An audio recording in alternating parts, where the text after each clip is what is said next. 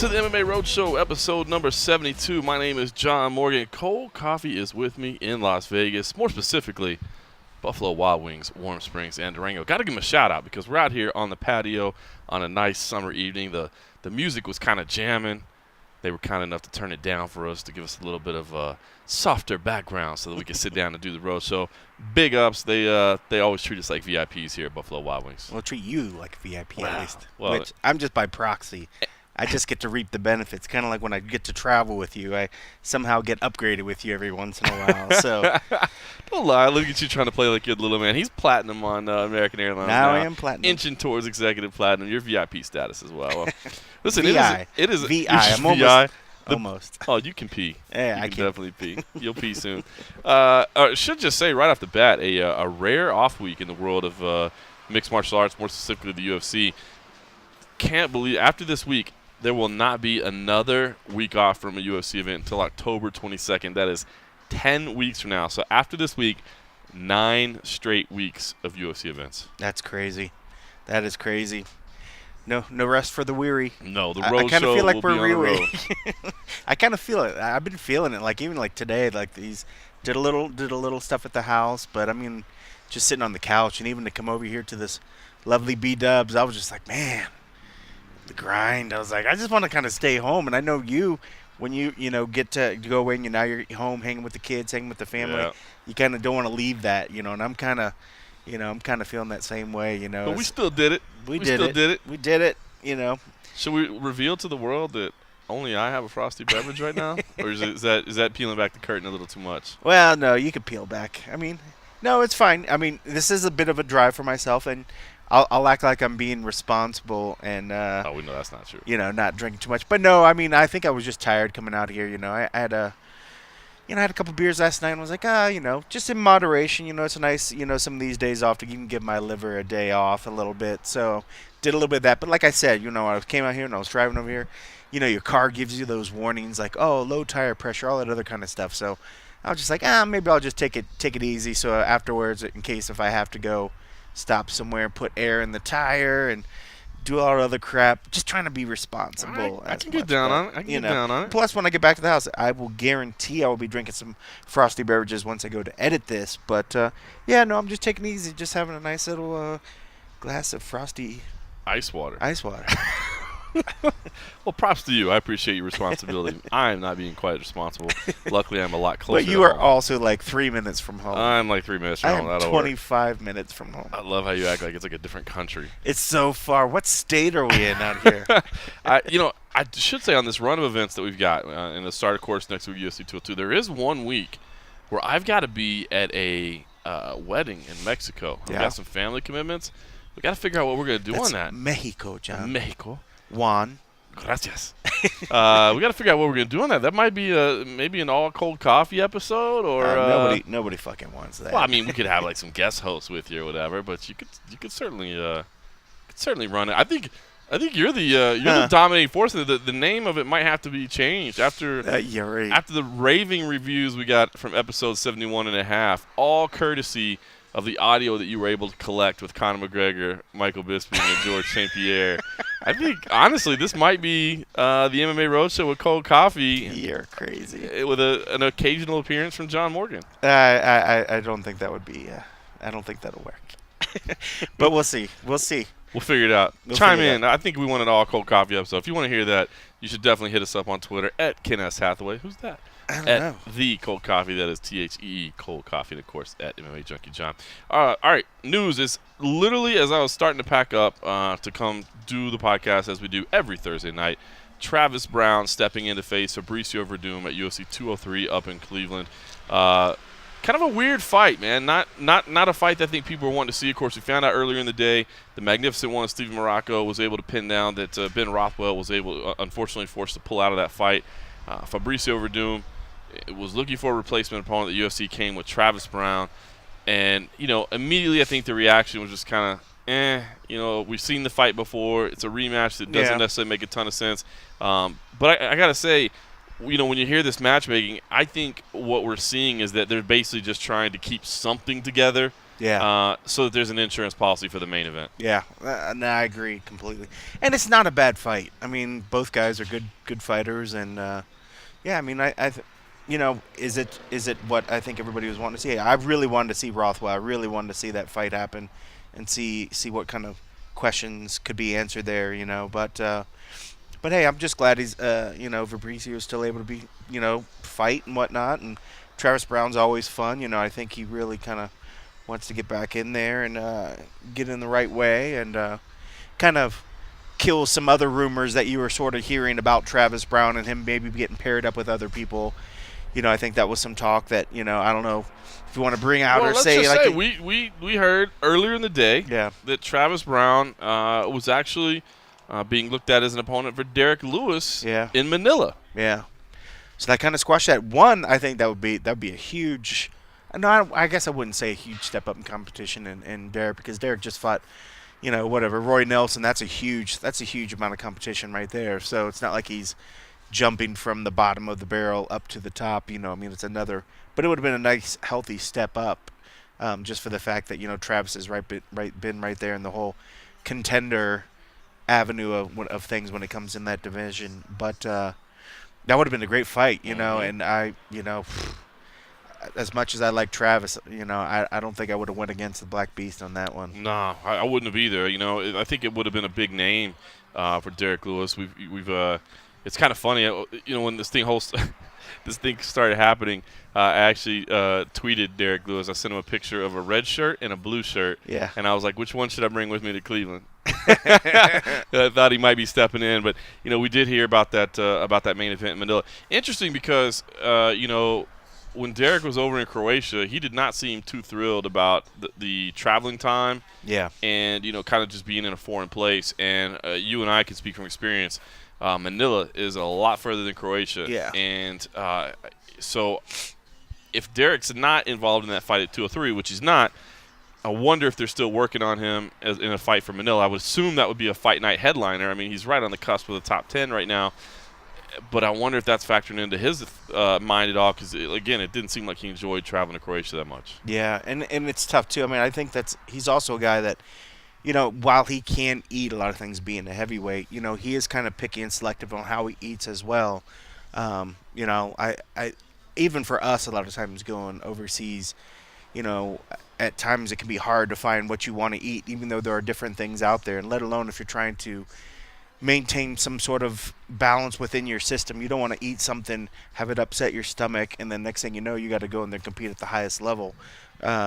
So I can understand where somebody would be, a little bit leery of traveling overseas, and especially, and it's not like just going to England. I think a lot of times people think, oh, I'll find some food that I can somewhat recognize, and I think they're a little bit scared a lot of times to go over to different Asian countries and whatnot, and don't know if they're going to find the types of foods that they're used to. So yeah, I mean, it's definitely a little bit more than just, hey, where's my next fight? Where we got to go? Because that is one heck of a long plane ride. Oh. And Derek's a big dude, so unless they're putting him up, I would think if he was like somewhat a headliner, they would give him first class, because even something like that, a big guy like that, you got to give him a lot of room for that kind of length of a trip, because that even factors in as well, because you try putting a dude like that in coach, he's going to be so already fighting a disadvantage of being so cramped up and so just out of sorts just from the ride over. They'd almost have to go so far in advance just to get over all those little things that you don't think about. But I'd love to see him over there, because I plan on being there. I know you're planning on being there, I would love to see the Black Beast in the main event there. I do remember from our trip over there last time at the Mall of Asia. There was a Kenny Rogers Roasters. Yeah. There was also a Shakey's Pizza, if I remember right. There were a couple of American chains there. Well, which is one thing for us as spectators of a sport, and another thing from a fighter that probably treats his body a hell of a lot better than we do. I guarantee he treats his body a hell of a lot better. Yeah, well, it's hard to treat it worse than we do. Well, we don't know if that fight's, again, that's just what we heard earlier today, so that might be totally off the table now. Now they can't do Lewis and Brown. Maybe Manila's totally off the table, but we will see Travis Brown for Beast Doom. Again, a fight that I think a lot of people, honestly, and I saw it right away online, were saying Derek Lewis should have been in that fight. It should have been Derek Lewis versus Fabricio Verdum, which I got to be honest, I think would have been a good idea as well. But it makes me think because again, I think they're just putting. I think they had to make sure Verdum got a fight because if anything happens to Stipe or Alistair, whether it be injury, whether it be USADA, I mean, I think they're trying to make sure they have a backup heavyweight in play. And that was the only other heavyweight fight on the card. So to me, I think when you're looking and you're evaluating why they put this fight together, I think you probably have to understand it was just an insurance policy. They wanted to make sure Fabricio was on that card against somebody. Maybe Travis Brown isn't the most logical opponent, but it's a fight that's there and it makes sense. And I do think Derek probably deserved that fight, but it does make you think maybe it's not Manila, but they've probably got a big fight, including maybe a main event set up for Derek Lewis or in their head, and that's why. That's the only reason I can think you wouldn't put Derek against Fabricio because, yes, that would be a huge step up for Derek Lewis. But if you look at that top 10 and who Fabricio has already fought, I don't think unless you were going to put Cain Velasquez in there, but that's that what you'd think would be a main event somewhere else. So I don't know if they'd want to put that in the co-main. I don't know. I think Derek made a lot of sense. So for Derek not getting this fight, I got to think that they got something else planned for him. Yeah. Going back to JDS, what you talked, is he on the books? No. I don't think he is. I think he's hurt. Is he? I think he's got something wrong. Oh, I didn't think he was hurt. I thought maybe he was just taking some time, but because if not, I mean, what about that for maybe like Manila, JDS and Derek Lewis? I thought you meant just for Cleveland. Well, no, not for Cleveland. I'm still thinking about Derek. That'd be down a the line. Fight. That'd be JDS and Derek Lewis in Manila or something. Hell yeah, sign me up for that. That would be fun. That would be good. That would be fun. The other big news of the day. Professional Fighters Association is being formed. This one has veteran sports agent Jeff Boris involved with it. Lucas Middlebrook, the labor lawyer who was just the absolute bulldog that represented Nick Diaz against the Nevada State Athletic Commission. So some big names involved in there. The one guy that we talked to afterwards? Right. The younger cat? Oh, yeah. Oh, dude, he was sharp. Super sharp, man. Some members of the Nevada State Athletic Commission might not be quite as favorable of an opinion of him, but I thought he did a fantastic job. So this one definitely got some hype. They sent out a press release. They actually had some quotes from Players Association representatives of other sports. Now, it didn't endorse theirs. Because they're not biased by any means. Well, I know. And it didn't endorse them in particular, but it did endorse the idea of fighters unionizing. And they did specify UFC fighters.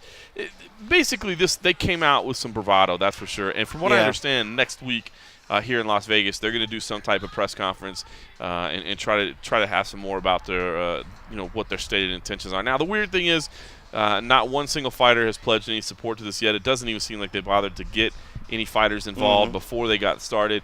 This comes on the heels of another association being launched, as well as the MMAFA that's been around for a long time. It's kind of weird. There's so many attempts at a fighters association / union organization type thing going on. I think it's bad. This is kind of reminding me of the athletic commission kind of bickering against itself. There's so many different branches of people trying to organize. I think it's a bad thing. I think they got to find a way to get on the same page. Yeah, it makes sense. I mean, but initially when my gut reaction was, I see this guy that's been, around fighters unions or whatever, and I'm sure he's made tons of money off that. And then I heard there was a lawyer involved, and I was like, oh, okay, I know he wants to make some money off of it. And part of me was wondering how much of it really was for the fighters' benefits and not another business venture for these two individuals to get into. But I do like that lawyer guy, so I'll kind of withhold a little judgment because he was on top of the game and he impressed me so much. Not mind getting in a pissing match. Yeah, so I'm like, all right, I'll let him get some money out of it or whatever. But the fact that they were just strictly trying to only target UFC fighters was kind of weird to me in the sense that, all right, you want to be a fighters union, but you only want to pick on the biggest and baddest right now, where there's a lot of other organizations. If you really want to try to help fighters, what about the other ones that the future UFC guys that might be with Bellator right now, might be with, Cage Fury or ONE FC or whoever, the fact for them to be so specific just kind of threw me off and kind of felt like it was, defeating the point of trying to be a fighters union where you only want to be a UFC fighters union. Of course, they're the ones bringing the money, and of course they want to get part of that money, so I can see why they went after the big dog and not just going after mixed martial artists in general in the U.S. So I don't know. But yeah, having multiple ones certainly isn't going to help the case. Eventually, I'm sure the the biggest and baddest one that has the most backing or whatever, and maybe the most quotes on their website, will attract, some of these UFC guys, and then maybe if somebody jumps. But I'm certainly not opposed to the fighters unionizing or forming an association. I Yeah. think them having some type of bargaining position and being able to talk about these things like drug testing, talk about revenues and that sort of thing. I mean, I think there's definitely some value there, but it does seem weird to me that there's so many. I think them being disjointed right now is not good, and I think that's got to be fixed. And I'm and not so I'm- close to after the sale. Oh, I release. know, right? It's like $4 billion. Oh, wait, there's Oh, wait. money in this. Well, it started making me think like, oh, you couldn't have dropped that, or maybe they did drop hints already to the boys, and the boys figured like, hey, this is coming down the pipeline. Maybe we need to sell this thing That's true too. before we start. Before we have to start before dealing we with this start stuff. dealing with this stuff, because before it was, here's just the guys with their lawsuits and whatever. We could squash that, and we could squash that. But when it started getting time to maybe there was real traction, the guys were like, all right, maybe this is the time we pull the trigger. Did you ever were you try to get out ever of this. involved in the union? I know you grew up in the north or whatever. I mean, I grew up in Texas. Not a lot of union jobs. I never worked in union industries. No, not really. Even around there was maybe stage actors union. There was, things along those lines. But for the Where most everybody part, with great jazz hands yeah, gets together. great jazz hands. You have to. That's like the only requirement. You have to show your jazz hands, and if it is to the level, they'll give you a SAG card and everything.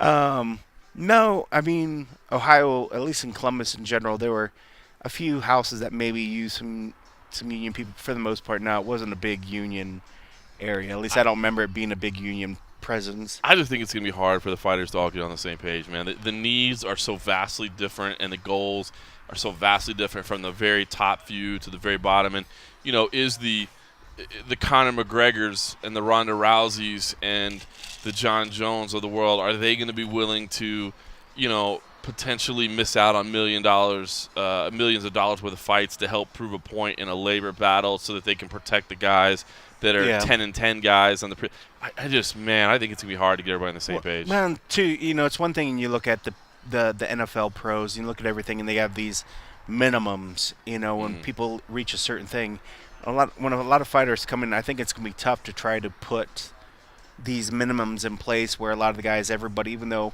yes, in a perfect world, maybe it would make it fair. I guess if you get accepted to this organization, you get the league minimum, which for, say, for NFL or whatever is like $250,000 or whatever random number, because they have these revenue shares, and especially when it gets to that point, right now, another private company's taking over, so it's not really whatever. So it's not like they're immediately going to say, all right, we're $4 billion in the hole already, so now let's split up 50% of this revenue that we're going to come in to pay these fighters, because they got to get that $4 billion back. Even though while the fighters are the ones in a sense making the product, or they are the product, they're putting that into it. But this company's is it $4 billion worth? Or are they saying the fighters are giving them $2 billion worth of stuff? So now they want to start giving them 50%. I think it's gonna be tough for them. I don't think they're fully going to embrace it, and they're probably going to put their powerhouse behind it to not do it and make it at least somewhat better for the fighters to take care of them. Hopefully now. So even if this does start to come up, forces them to pay the fighters better, pay them, give them a little bit more, because I think right now, especially if there's different unions, and that needs to work itself out, because, do I go with this union over here where this other union then comes up, but now I'm tied in with this union. Now I got to drop this union. Then you got union against union. Yeah, sure, they really shouldn't even fathom that or even think about that until that works itself out first. Work with the company. Let the company try to pay them. If you're happy and you're getting what you need and you're doing whatever, you don't need a union. I mean, there was a place in time where unions did good things and they do what they need to do. Could this be an instance where, yes, they need some more of that? Quite possibly. But if a fighter gets what he needs to do and his team and his people behind him get him what he needs and he's happy, he doesn't need a union. That's right. So I'm not one that immediately thinks, oh, there has to be a union. I mean, because when it boils down to a union's about making money themselves, just like any other entity. Sure, do they want to spread it out a little bit to the fighters? Yes. But you still got the lawyer, you still got these other people that are putting it together, and they want their chunk of change too. So they're just taking out like these agents, these managers, It's not like it's a non-profit, fighters union type thing going to happen here. So, if anything, the thought of it starting is going to help give the fighter some backing. So when it comes time to negotiate and do things that helps get them a little bit more, I'm all for it. But just the fact of jumping into a union just because it happens to be there, there's also some downsides that you got to watch as well. So yeah, I am. We'll be anxious to see what they say. If they do have this press conference here in Las Vegas next week, I'll be anxious to hear what they have to say. But it scares me a little bit that there's all these different organizations right now trying to promote associations or unions. I think they all got to get on the same page first, but if they ever expect fighters to be on the same page. The other thing that's going to happen next week here in Las Vegas, of course, UFC 202. Starting to look forward to that already. Of course, we've got a busy week on the schedule next week. It starts for us, though, tomorrow night. It'll be tonight once this podcast is out. Friday night, we're getting a open workout with Conor McGregor. The rematch is almost here. Things are going to get started. I'm sure this will be interesting to see. Friday night, I know Kevin Iole, who's a local, of course, media guy here, is in Brazil covering the Olympics right now. He's going to be home next week, but he won't be in time for this media day. I don't know how much media is going to travel for this media day, so I'm interested to see how much media shows up for this workout session. Of course, we'll have everything on MMA Junkie right away. You're going to be shooting it. I'll be there as well. We'll have both workout highlights, maybe just post the whole workout, who knows. And of course, we'll have any interview, scrum type stuff that Conor does as well. But the rematch is almost here, UFC 202. It's a fun card at the top of it for sure. I tell you what, man, we've been collecting interviews, quick clips from fighters for the past couple of weeks. We produce that Who You Got every week. We get fighters' picks on the main event, and I think we've touched on it already. Right now, the sentiment seems to be overwhelmingly towards Nate Diaz, and I'm telling you, man, we've seen the fight already, right? We saw Nate Diaz on short notice. Now he gets a full camp. It seems hard to pick against him, but I don't know, man. The things that I'm hearing out of Conor McGregor, the things that I'm hearing out of John Kavanagh, the way they're approaching this, the way they change things up, I'm anxious to watch this workout footage. I'm anxious to. Well, I guess we won't be watching the footage. We'll actually just be watching the workout. But I'm anxious to talk to him in person as well. But I don't know, man. It seems like everybody we talk to is leaning towards Nate Diaz. And initially, I was definitely leaning towards Nate Diaz as well. Yeah. I think I might be coming around a little bit and leaning towards Conor McGregor. That's because you, kind of like me, are already thinking about the three-peat. The third match that's already going to be planned. A gambling person like myself would say the fix is already in, and they're already planning on the third time of bringing in some money. Sir. But, no, it was a wonderful story the first time when nobody really kind of expected, at least wasn't really, I personally didn't think Nate was going to do it, so I was so pleasantly surprised. Everybody was on the Conor train. I think a lot of people were saying it's going to be a good fight, but you got to go with Conor McGregor. But you got to go with Conor, and now that I'm like, now everybody's on the Diaz train, I'm like, oh, well, that just set it all in motion the other way, and the fact that they've already, said, oh, yeah, we would definitely do it a third time, if Conor gets this one, I'm just like, all right, I guess let's just start planning for the third one already. All right, well, listen, if you were going to be a conspiracy theory kind of guy, and I'm definitely... I'd have to check to see what the odds were. I'm definitely not a conspiracy theory kind of guy. Conor's the favorite right now. Is he the favorite? Slightly the favorite. I'm definitely not a conspiracy theory guy. If the line changes last minute to Diaz, it's a fix. Just it's not a fix. It's not a fix. That's what they call it in the gambling. It's not a fix. But if it was a conspiracy theory, if you want to be that kind of guy, if you're Nate Diaz, it does kind of benefit you to be like, oh, you hurt me. Oh, ow, oh. Well, he did get hurt. He did get hurt. He got cut up. But, honestly, I don't think Nate Diaz is the kind of guy. I don't think many fighters are the kind of guy that'd be like, it's better off if I lose here because it'll work for me. But, it would honestly be better for him to lose because he would get that third fight and probably another. If it was for sure, it'd be one thing if it was in paper. If it was on paper saying, yes, we're going to do a third time, I could see where halfway through the fight he's like, I could do this again. Yeah. I'm getting the biggest. Tired right now. Getting the biggest paychecks I've ever gotten. Let's do this again. I'm done. I'm over. UFC 209 in Stockton for the trilogy. In Stockton. Yeah, but I'm not. I do not believe the fix is in. I just want to make that painfully clear. I do not. Despite my co-host just freely throwing out things that are going to get him sued. I'm just saying. You watch the line move. I would put my money on the other side. But I think Conor honestly. I think he had gotten to a point where he was believing his own bullshit. You know what I mean? Like, Yeah. where he's like, I am literally God's gift of fighting. Like, I am literally an Irish warrior reincarnated on the, like, I think he thought there was no way he could lose, and I think he was just way too cocky in that fight. And I'm not saying, look, his bravado and his brashness, that's part of what has made him so marketable. And Yeah. I'm not saying he shouldn't be that way, but I think at some point it had gotten in his head where, like, I can do whatever I want, and I'm still going to win the fight. And I think that was a huge wake-up call for him, and I feel like at least the things that I'm hearing, his mentality has changed, his approach has changed, his discipline has changed. We'll see if he shows up on time tomorrow night. Maybe that'll be an indicator of where his head's at. No. I'm not counting on it being on time. It's scheduled at 6:30. I imagine we'll see him around 7:30, 7:45. But I do feel like there's some good things happening, and I think, honestly, I might be leaning towards Conor right now. And there's nothing wrong with that as well. I mean, for the fact that I think he did. I think he just took it a little bit lightly. I mean, I would never say that he takes training lightly. I bet he went in there and did what he needed to do, and he did hard work. He does hard work. No one will ever say that. But the fact that maybe he just didn't account for Nate's toughness and maybe Nate's power, Nate's pop. I mean, we've seen it before when Nate will go out there and he'll do those slaps and do those jabs, and you're like, oh, it doesn't look hard. But then you start to see it immediately wear down on his opponent. So there's definitely something in there, and there's something about that power that's just so underlying. You don't get it. You don't see it. You can't just all of a sudden, like, the opponents are just, like, worn down, and you're like, wow, what is really going on with that? And I think he didn't count for that, but I think right now he's felt it, and he actually saw what happened.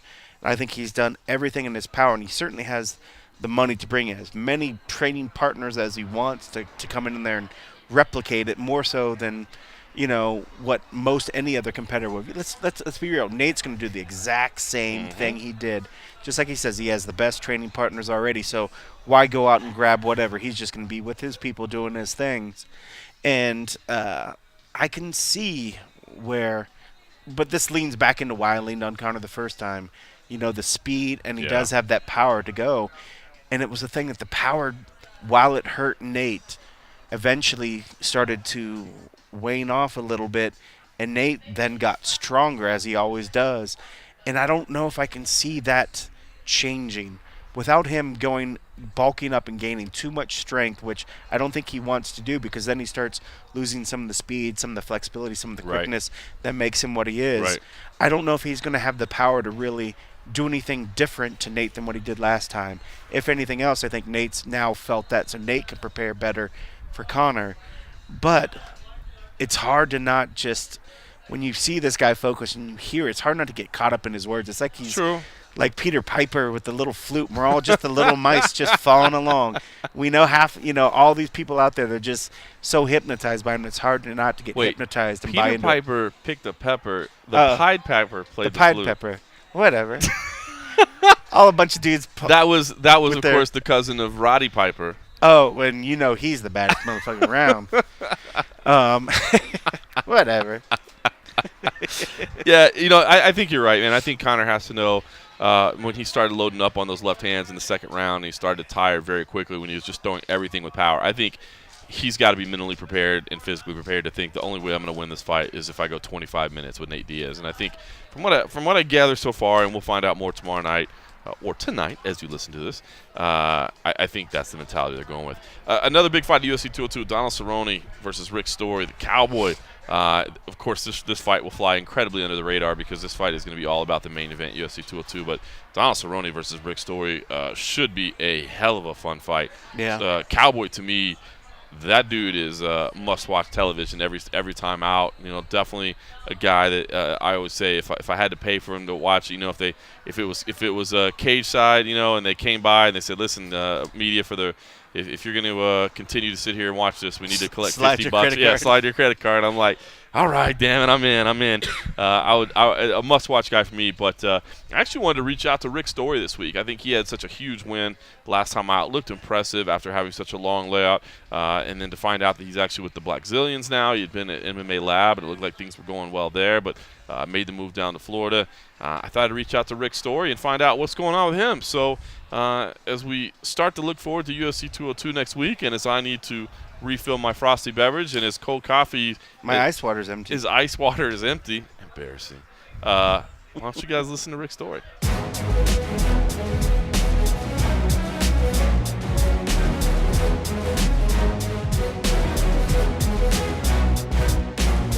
All right, John, you're on with Rick. All right, Rick, how you doing, sir? Hey, what's up? I appreciate you taking the time, man. Yeah, no problem. All right, let's go back a little bit, man. That victory in May, man, that was I felt like it was a big one for you in your career after the layoff and everything. How important was that win for you and just your self-confidence and to kind of get going again? I mean, honestly, I was expecting like a really tough fight, and regardless of whatever happened, my confidence wouldn't have been marred at all if, you know, the results would have been the other way. I just was happy for the fact that I was able to, you know, overcome the surgery and be able to get back to doing my profession, you know? Yeah. Well, I was going to ask you, I mean, give us the update on the neck. How is everything holding up? You know what? It's solid. You know, when I went in to talk to the surgeon for the doctor, and he ended up being the next surgeon, he just had the utmost confidence. He just said, "Well, you have bone spurs, and what we'll do is we'll go in, we'll take your discs out, take the bone spurs out, and then replace your discs with these." And then he showed me like this little artificial cervical disc, and he said, "So we'll do a 2-level, and then you have to like lay out the training until it has time to fuse to your vertebrae. But then at 4 months, then you'll be able to go back to normal activity, like being put on headlocks and whatnot." And he was super confident and didn't have, you know, any kind of hesitation with saying that I couldn't get back to it. So I trusted him, and you know what? He was right. That's amazing. Were there kind of, was it, I wonder about the psychology of it. You know what I'm saying? Were there like some mental issues? I mean, physically it sounds like it's great, but, you know, with something serious like that, I do wonder, you know, if in practice or even in the fight itself, you know, there's a little hesitation like, oh my gosh, is this going to cause me any problems? You know, the difference in the way I feel, like as opposed to what I was before, is so different that, you know, even if I wouldn't have been able to continue on fighting, I would have been happy with the decision, just because, you know, before I had the surgery, like whenever I lift my head or turn my neck, I would get shooting pains like down the back of my arm. I would get shooting pains down my trap on the right side. My index finger and my middle finger would constantly be numb. Wow. If I would hold my head straight up, then my whole like right arm would go numb. So, I mean, and it's been like that for, you know, ever since college wrestling. Jeez. And, you know, just being able to live life without that is amazing. That's crazy. So it wasn't just affecting your athletic performance; it was affecting your whole life. Oh yeah, it was bad. It was just something that I dealt with, and you know, I had to adjust like my entire approach, because, like, I mean, even in wrestling, you know, I was an explosive type wrestler, and I would shoot power doubles, and I would really use my head to like blast double legs, and I had to really start shying away from that and changing it, because I kept getting stingers, and it would really affect training. So I got really good at doing stuff where it didn't involve using my head and explosiveness, but, you know, I'm still trying to break the barriers and the mental barriers where I can actually go back and do it again, just because it's like I haven't been doing it for so long. That's amazing. So, I mean, I know everybody says this, but you're almost 30 fights into your career. This might really be the first time we're seeing you fight healthy. Yeah, well, I'm not going to say that I wasn't healthy before. It's just, you know, like when you're doing something, you always have like some hesitations. But when I wasn't feeling like pain, like constant, you know, just either weakness or tingling. I would still do what I would normally do. I just wouldn't do it as much, or do it with like like it's careless. Right. You know what I mean? Yeah, makes It's sense. like I mean, everything's like kind of thought out. So Nice. it's not like I haven't been at like top form before, and it's just now I can do it without having to think there's going to be repercussions for what I'm doing. You know. No doubt. Well, I saw you were you're training down at the Black Zillions. Is this the first camp that you've been down there, right? Yeah. I met Neil down at Alliance when I went down there. I was down there for around 8 months, and he was there at the time and was like coaching me and stuff. And then I ended up like leaving there before I was supposed to fight Eric Silva, just because there was that whole debacle where the U.S. wasn't allowing visas into the U.S. or letting foreign people into the U.S. because the visa system like went down for like a 2-week period. Right. So they pushed the fight into August, and then I got hurt. So I ended up moving back up to Washington right before I was supposed to do that fight, just because we were already planning on moving back and had to be out. So it ended up just kind of parting ways from Neil there. And then my last fight, Neil, Henry, and Abel were in the same locker room as me. And then Neil was like, "You should come try it out." And I was like, "All right." And just because the shit that I learned from Neil is just what I need. Very cool. So you're enjoying the time down there right now then? So you think this may be a permanent thing? You know, I'd really love it to be. It's a real pain in the ass, like going across the country and like being down, 8 weeks away from home. And, it's a real pain in the ass. But, honestly, I don't know how much longer I'm going to have in my career. So, I need to probably take advantage of it as much as possible.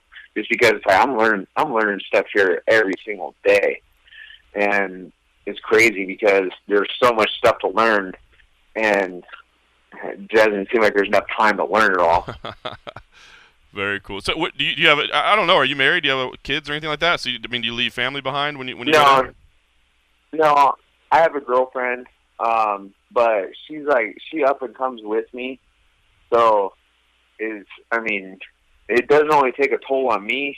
It takes a toll on her because she has to like uproot whatever she's got going and come with me. So it's not only me that I'm thinking about too. Right. So I can't be so selfish and be like, like just bear with me, just because that's kind of rude. That is. All right, let's talk about the fight, man. Cowboy Cerrone. That's a big name. You've been in a lot of big fights in your UFC career, but when they came to you with this one, did you get a little excited? I mean, I got to think that facing a guy like this, you're in for a fun fight.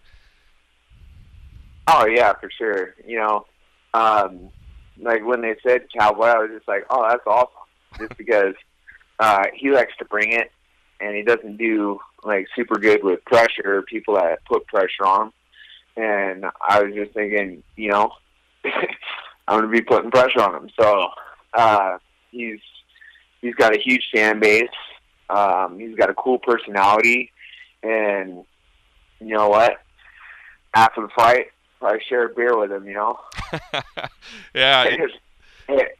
It's funny you talk about him dealing with pressure. Yeah. The other thing that he's had trouble with is dealing with body shots as well. And I tend to think you like to work the body a little bit. So are you kind of salivating at the opportunity to push him up against the fence and just blast away at that torso? It's that way with every single person I fight. You can go through and like watch every single fight. I'm really hammering the body on everyone. I really took it to heart because like all my coaching, they say work that body because it takes a lot out of you, even like the most conditioned athlete. So, of course, it's just, it seems I have a lot going in my favor because he's coming up from the 155, not the biggest 170-pounder.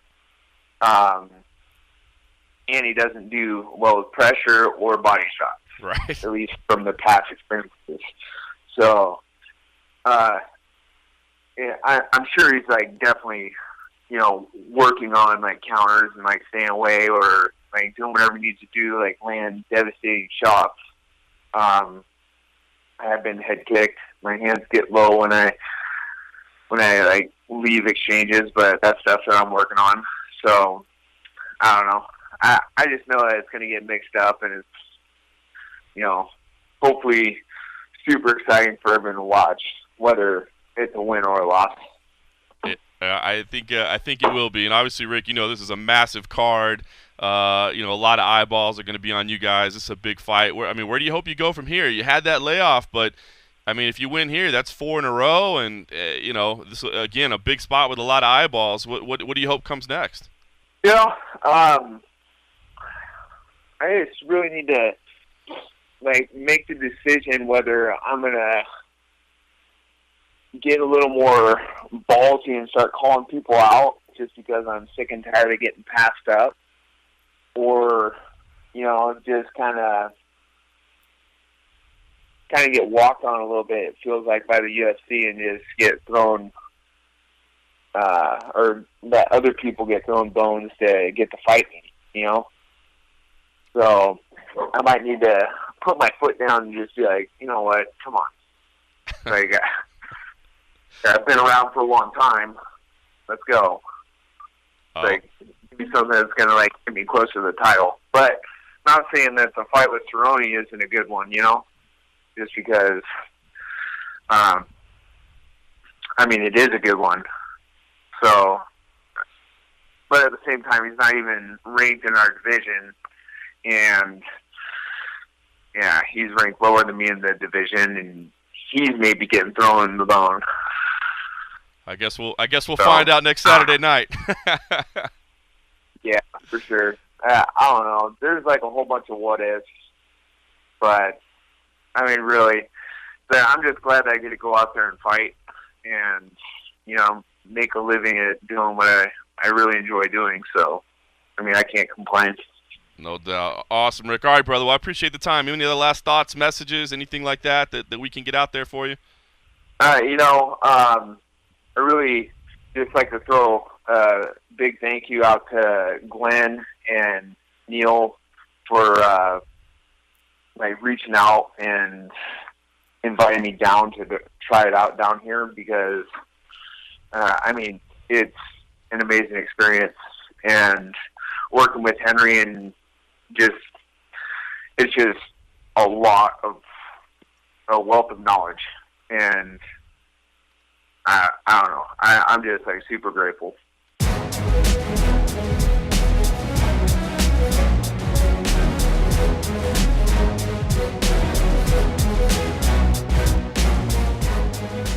So Rick, the horror story, definitely feeling confident.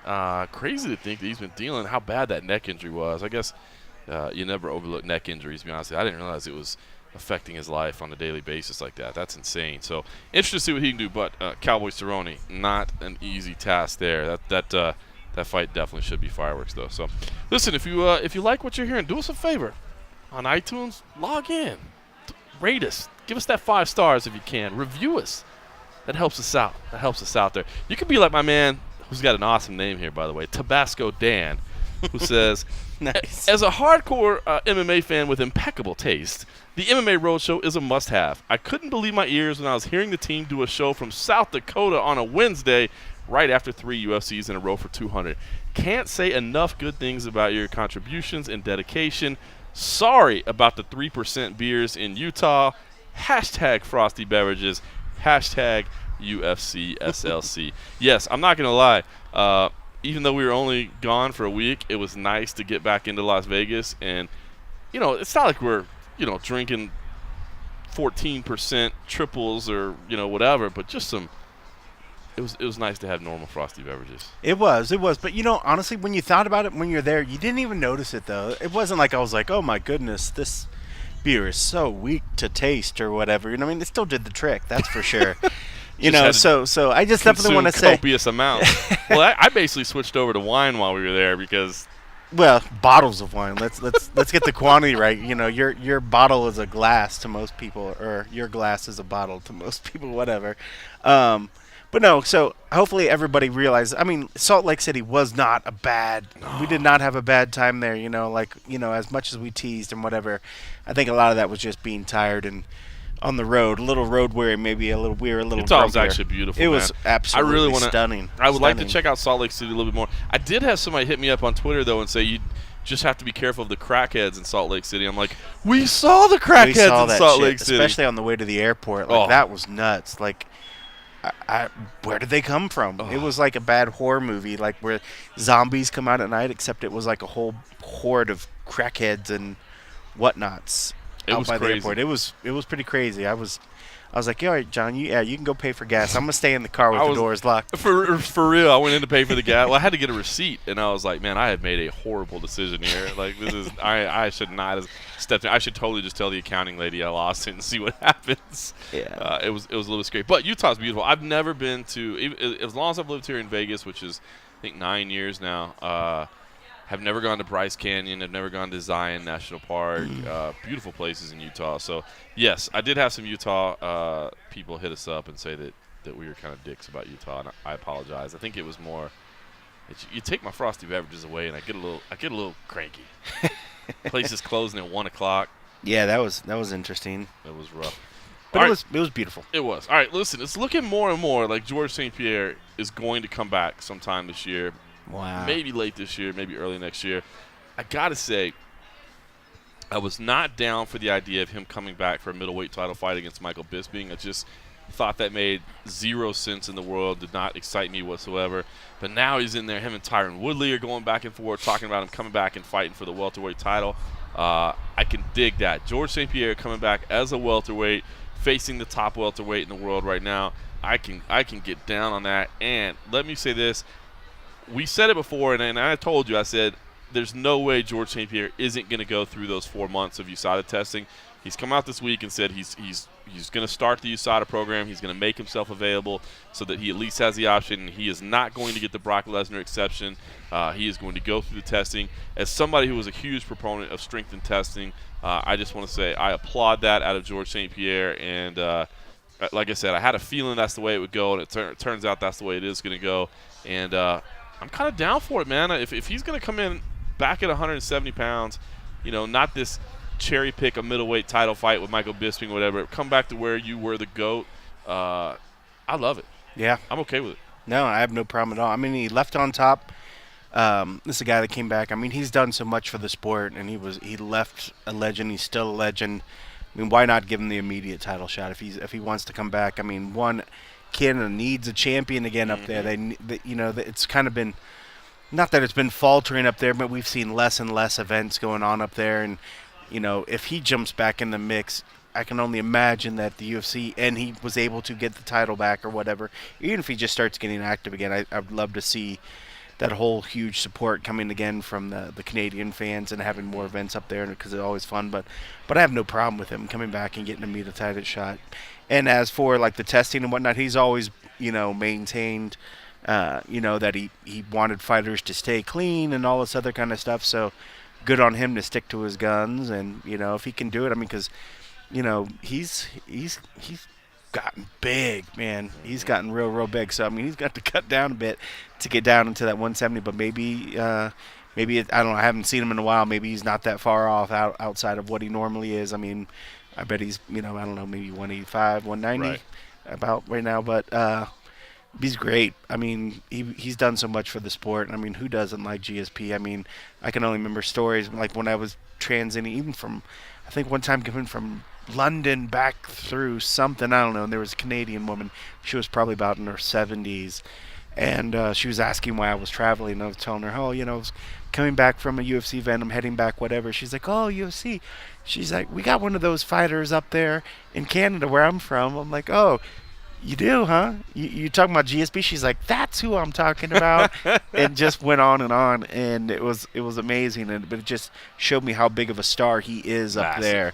And, I mean, he's literally the Canadian champ, the Canadian hero. You know, you have everybody and your brother up there talking about him. So I'd be immensely excited for him to come back. And long time overdue. I mean, I think that was one that almost pretty much wrote him off because I just assumed if he hadn't came out at this point, he's done. So to hear that he's making the moves to try to do it, I'm all for it. Come on back. Yeah, it sounds like he wants a pretty good chunk of change to do it, but I'm sure the UFC would be down for that. The guy is definitely a huge star. It does sound like we haven't seen the full December schedule yet, but from every indication we've heard, there's going to be a pay-per-view in Toronto in December. At least that's the working plan. Man, I don't know what that date is, but if it works out that 4 months, which obviously this is, August right now, August 11th. If he just started it, depending on exactly what the date of that pay-per-view is, Yeah.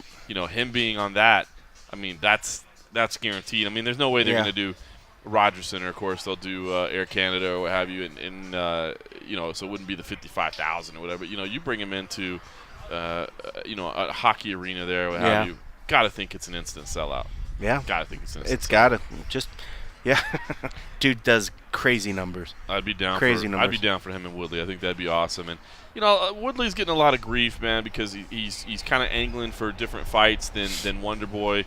Wonder Boy is definitely the number one contender, but I've seen a lot of people saying, well, Tyron was the one that said I'll wait out because I'm the number one contender and I deserve it and I don't want another fight other than a title fight.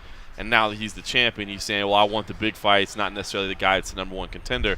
I can't fault him. I mean, I do understand why people would kind of point out and say that maybe there's a little bit of hypocrisy there, but to be honest with you, it doesn't bother me whatsoever, man. You got to look out for number one, bro. Yeah. I mean, in this sport, your window is not huge, and you got to try to cash in when you can. And if you're the challenger, you tell everybody in the world that you deserve the title fight, and when you're the champion, you tell everybody in the world that you deserve the fight that you want the most and the one that's going to make the most money. I can't hate on him one bit. Yeah. I agree completely. I mean, I can see both sides. I can definitely see where, he wants to pick the ones that are going to make the most money. I can definitely see where the UFC is like, hey, we want to make the ones that are make the most money and make some sense for the division. Not that they do that every time they match make by any means. But, I have no problem with them trying to call out. I mean, maybe not that we want to give him a gimme and give him once, just say, all right, you did your time here. We'll pick a fight if it makes sense, if it's exciting for the fans. Then I think maybe they'll give him the one shot, and then the UFC's are okay. We did you a square. Now do us a square, and here's going to be. But makes a lot of sense. I mean, how can he fight the opportunity to fight one of the greatest fighters that ever been? I would think that he would definitely do that because they're not just throwing some, just whatever number 4 ranked, number 5 ranked guy that maybe wants to fight another one. I mean, this guy walked away the champ. How could he would actually be like, oh no, I'm not going to fight GSP because he knows one. You want to talk about a money fight?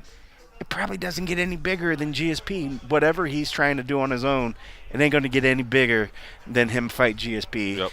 Him and Nick ain't going to do anything close to it number wise, and especially if you throw that shit up in Canada Be big. or wherever, it'd be huge. Let's talk about a couple other stars real quick. Ronda Rousey. Sounds like, from what I'm hearing, discussions are starting to heat up again. Like, I think a lot of people were wondering, is she coming back? Will she ever come back? Is she maybe done? Sounds like things are starting to fall into place. For next year? Late this year, early next year. I don't think it'll be New York. New York. But it does sound like, maybe like super late December, maybe early January, maybe a Super Bowl card, maybe a New Year's card, maybe somewhere around there. I think it's going to be a big Vegas show. But it sounds like things are happening behind the scenes to start laying things out. Now, I haven't heard what the fight is, just the fact that she's starting to put things in place to get ready to go back into the cage. Dana said it clearly. She can walk back into a title fight. And now that Holly has lost, now that Misha has lost, I mean, it does kind of clear the way for her with a lot less controversy to walk back in. Now, of course, you got Juliana Pena, who was telling TMZ that nobody cares about her and her fat arms. I thought that was kind of a bizarre comment, but I understand Juliana. She likes to talk shit, and she's trying to get her way to the number one. She has felt that she's the number one contender for a long time, and you got to do what you got to do to get noticed because it has been, it's been that big three. It's been it's been Ronda, Misha, Holly, and Misha, Yeah. and she's trying to crack that big three. Of course, Amanda has the title now, but I think that honestly, I think if Ronda's coming back, I think Amanda's probably willing to sit out until then. I mean, Amanda keeps saying she wants Ronda in the fight. I think if it's going to be late December, early January, I think you give her the title fight. Yeah, at this point, I can see that. I mean, that's a tough one to come back, especially because I don't know what she's been doing really training wise. Granted, that's a decent bit of time. If you give her 4 or 5 months or whatever, I can see her putting a lot of really, really good work in and maybe get back to that game form of maybe where she was or somewhat close to it. Maybe a good 80%, and a good 80% run is better than 99% of the division for the most part. So that's probably good enough. Is that good enough for a super tuned up Amanda Nunes? Probably not. She needs to come in at 100%, and I don't know if that's the warm-up fight she wants.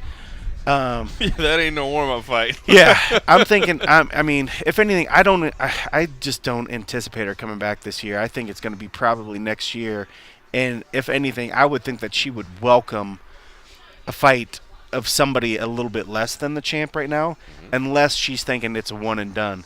If it's a one and done, come on in, get the Amanda Nunes, get whatever. But if it's a matter of she's coming back for the long haul and actually wants to still have a career in the UFC. As much as I guess it is nice to get the immediate shot at the championship, and who would not want to immediately just come back in and maybe get a title shot, to come right in and fight someone that's so tuned up, and it just literally demolished the champ and probably would demolish, probably Holly if she got in there with Holly as well. That's not something that Ronda wants to come back in, but, I think a lot of people are dying for the pull that she has with Dana and whatnot. So if Dana and them you come back, you say the date, you're going to get a title shot, might not be the best decision for somebody that's trying to have Ronda have a good career from here on out. They might just be thinking the money and want to bring money in because they know Ronda's going to come in and get a huge number. Might not be the best advice if you were really trying to say, Ronda, I know you want to do this for more and more years, yada, yada, yada. Maybe take the easy fight, get some money, but I bet get Ronda that pay. doesn't want to come in for anything less than a title. I bet she just can't. But I bet she doesn't. A lot of people don't want to come in for anything less than the title. Yeah. But I think she also realizes too. She lost her last one. She's been away for how long now? Since November. It'll be over a year, but I guarantee by the time she comes back, it's tough. Does she deserve it? Sure. When you come into how much money the company's made off, how much she changed the face of women's MMA and the name that she brought to it and stuff. But we also saw somebody that took a loss so hard that really sort of just threw her sort of out of sync with just life, and she kind of withdrew a little bit. And luckily she had Hollywood to fall back on. That's not a bad backup plan. Not a bad backup plan, but. I'd hate to see if she rushed in here and immediately, just because she had the opportunity to go to an immediate title fight and went against somebody that is just fighting at a better level right now than maybe what Ronda is, just for the fact that she's been away for so long and focusing on other things outside of fighting. Doesn't mean that, sometimes, you look at Dominic Cruz, he went away and just been doing commentating, came back better than ever. So maybe it's not something that, for fighters at this level, it doesn't affect them like it does maybe us regular little schmucks, that if we step away from something, we come back 5 months later, we're like, man, I'm rusty, I'm not performing my job as well, and then they have to go in, and these guys are going in, they're actually fighting where their bodies need to be completely tuned in and ready to go. And but I don't know. I bet when she does come back, I bet her media access is severely limited. Oh, it's going to be practically nothing. Yeah. I would guarantee she was it's doing practically so much, dude. nothing. She was literally. I don't think people have an appreciation for how much she was doing. Her schedule, at least at the beginning. And you were still behind the scenes for a while. Yeah, at the beginning she was doing just anything and everything. Everything. And then it started getting to the point where she'd start dialing Dana, like, Dana, I can't do this anymore. Dana, get this off, blah, blah, blah, blah, blah. And literally they would just start scratching off media obligations. Right. right and left. And then it got to a point where she realized, she's like, now I don't really even need to do it. Connor started doing the same sort. He kind of took a page out of that as well and realized that, I could just kind of do my own thing. And then it got to a point where he lost. And now, I think a lot of times, even with Connor, I think coming back, I think we're going to see less and less. Even though they want to try to push him out, I guarantee we're getting more pushback because, I guarantee a lot of these fighters, if they were able to just focus, and that was, their whole thing, and if they're able to focus as much as they can on their fight and don't have to do all the media day stuff, maybe then they wouldn't have lost, and that was a big thing that did that whole presser thing, which got him off 200, all that big ball of wax. So who knows? I mean, yes, if she does come back and she says, I want to fight, of course they're going to give her the title fight. Is that maybe the best career move for her, or the best if she's trying to stay with the sport and keep doing it? Probably not the best choice, because if she takes another loss, that's 2 losses in a row, and how many times can they keep just giving her immediate title shots if she keeps losing? If she gets cracked by Amanda Nunes, man, Amanda can crack, man. Dude, she's tough as nails, and you saw it. Misha is super, super tough. I mean, anybody can say that, and she literally Dude, you could see her face broke her nose oh, no. immediately, and she's got much sharper, crisper hands than I mean, I'm not saying anything against Holly because she's got impeccable boxing. She's got all that stuff. I would love to see how those hands matched up. Get her and Holly. It's more like point fighting, like rapid combinations, where like Amanda's like driving through you with literally that big power shot. punches. Yeah. Like if it was a boxing stat, it would be those devastating shots right and left, the power punches. There would be no jabs. It's just straight up clocking you, and that's so dangerous. And that's the kind of thing. And she's got toughness too, and she's got defense when it comes to jiu-jitsu and the arm bars and whatnot. So it's a tough matchup for anybody. It is. Let's talk about another big star, Jon Jones. He was actually pulled from the official UFC rankings this week, of course, at USA Today Sports, MMA Junkie. We don't participate in those rankings. We have our own. I think you should see those anyway. But he was pulled from the official rankings. I did clarify with UFC officials today, though, that Jon Jones is still the interim champ. He has not been stripped of his belt yet, even though he was pulled from the rankings. He is still the interim title holder. He will continue to be the interim title holder until they have an answer from USADA, at which point they'll make a decision. If he's suspended for 2 years, of course, they will certainly strip him of that interim title. So what if Daniel gets hurt and they have to have another interim? Are we going to have an interim? Well, that's why they'll strip. Well, yeah, I mean, we'll know more about that soon. That's why they'll have to strip him of his belt. I did also check with Malkikawa, the management team over there, and just to see, if there was any progress, was there anything we could report. Right now, they are in the middle of getting every supplement that he takes tested. They want to see, of course, if they can find any type of contaminated supplements. Of course, Malky is Yoel Romero's manager as well, and they were able to prove that there were some tainted supplements there. So, they're certainly looking to do the same now. They contend that Jon Jones did not knowingly use PEDs. I got to be honest with you, man. I know it sounds kind of weird, but I do honestly believe that Jon Jones did not knowingly use any PEDs. I've said it before, and I'll say it again. The guy has just beasted on people from day one. He's an incredibly freakish athlete, and I don't think he's ever needed the use of PEDs. I do think what happened was he took something carelessly without paying attention to what it was. Yeah. And that's kind of the rumblings that seem to be emerging. Nobody will go on record, of course, but the rumblings that seem to be happening is that maybe he took something he shouldn't have. But not with a knowing intention of testing positive. So we'll see, though. If they can't prove that something was tainted, if they can prove that he took something unknowingly, but it had a substance, I think he's going to be facing 2 years, and that is a damn shame to think of Jon Jones being suspended for 2 years. Yeah, when it comes to needing any sort of thing, I mean, look at this guy. I mean, he's a freaking nature. Look at it in his brothers. I mean, there's no shortage of athletic talent and power and strength and size in that family. So, yeah, there's no need for a guy like that to go out there and look for anything knowingly. I mean, because this is a guy. All he had to do is go to the gym, and he was just beasting people. So. I think it was Brian Stan. That's told us in the past. He literally thought, "What the hell am I even doing in the sport? This dude is showing up hungover, for the night before, smelling like alcohol because he's been partying all night, and making me look like a damn clown. Why am I even doing this? There's no reason for it." A guy at that level doesn't need anything. He doesn't need to be putting anything. I think you're right. If anything, just carelessly did something, or who knows? Somebody slipped him something or did whatever. I mean, who knows? I mean, but yeah, I don't think he would ever go out of his way to try to do something that would jeopardize his career. I don't think, but I will say especially this. after what he had done before. I still think he may. I mean, I still think he may be facing a 2-year suspension. Yeah. I'm not saying, because listen, you are responsible for what goes into your Yeah. body. I just don't think this guy was part of some doping program or something like that. I just don't see it, to be He's honest. not part of the Russian Olympic team, is what you're saying? No, he's not part of the Russian Olympic team. All right, let's get back to 202 real quick. Of course, we're gonna have plenty of UFC 202 coverage next week, but was wanting to do some interviews this week and talk to some people. And a name that stood out to me was Mike Perry. Here's a guy that is 7-0, making his UFC debut. He will be on the main card of UFC 202. He steps in as a short notice replacement. He is facing Hyung-Yu Lim on the main card. I mean, think about that, making your UFC debut. Only been a professional fighter for a couple of years.